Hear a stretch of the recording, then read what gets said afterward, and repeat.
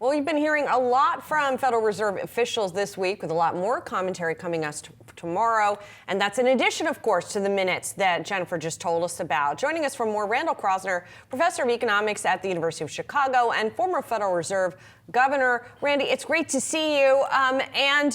We just heard about the minutes as well. We've been hearing what Federal Reserve officials have been saying. And it seems like the bottom line is, let's just wait to see what the data is going to show.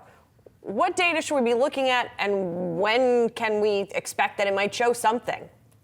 Sure. So I think they're totally in a wait and see mode. That's Jay must have said that. Jay Powell, the Fed chair, must have said that 20 times in the press conference, and I think it's been repeated probably 40 times by all of his colleagues who have spoken since the meeting. So a lot of uncertainty about policy, a lot of uncertainty about where the economy is going. They feel that the job market is in a reasonable place, although it might be weakening a bit. They feel that there might be some inflation pressures coming on the tariff side, exactly along the lines of that discussion. Some people think, yeah, it's not going to be very much. Other people think, well, this could lead to a trade war and be more persistent. And so they're in this hold mode. The things that they're going to be looking for are what's happening with inflation, what's happening with inflation expectations, and what's happening with the labor market. With inflation, Randy, we are waiting for that PCE report. You look at the recent inflation reports, though, Randy, they've been relatively benign. So I'm just curious how you try to think about the trajectory of inflation from here. And that's exactly why they're in this wait and see mode, because they had projected that inflation would gradually, although very, very gradually, come down over the next year or so and finally get to their 2% target sometime by the end of next year or by 2027.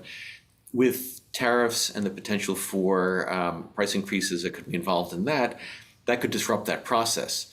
The key to it, though, is it a temporary disruption? So, yeah, you impose the tariffs, prices go up for a little, they adjust, but the inflation process doesn't change. The inflation rate can continue to move down. Or does it lead to more and more price increases, and in particular, people becoming worried that, gosh, they told us last time that the prices weren't go up, and they did.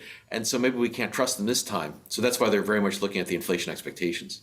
Randy, it's interesting. I've been starting to hear certainly anecdotal reports about price increases, some of them explicitly tied to tariffs by the retailers or manufacturing companies that are making these price increases. When people start to see evidence, even if it's not widespread, does that then tend to feed into those inflation expectations? Well, we really don't know exactly what drives the inflation expectations. One thing we do know that it's affected a lot by gasoline prices, and those have been relatively low compared with where they had been before. But if you look at survey measures of inflation expectations, and they mention this in the minutes, those are up quite substantially. So people are clearly worried about that. And the concern is that this becomes self-fulfilling. If people are worried about it, then they'll be more willing to tolerate those price increases. They'll be more demanding in asking for higher wage increases, increase in costs, and it just kind of fulfills itself. I don't see any evidence of that yet, but that's a legitimate concern. How, Randy, would you characterize the American consumer right now? How healthy, how resilient? We did hear from a number of retailers today, Randy.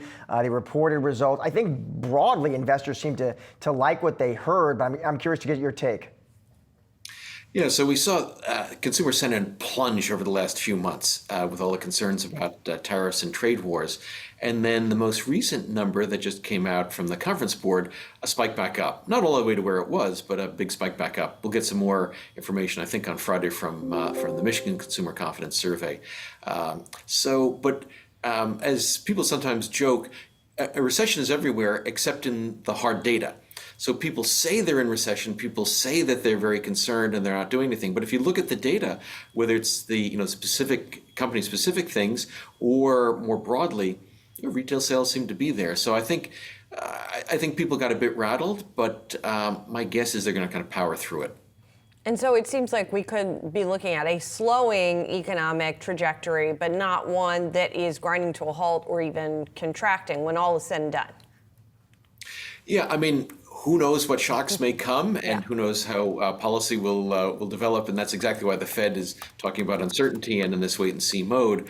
But it seems like things have calmed down a bit, both on the policy side and on the way the markets are interpreting it. So that suggests a sort of a gradual slowing, and then even though measured inflation may go up slightly for a few months, it probably will be on a trajectory back down to their 2% goal. But that's going to take time. Randy Kroszner, thank you so much. It's always great to chat with you.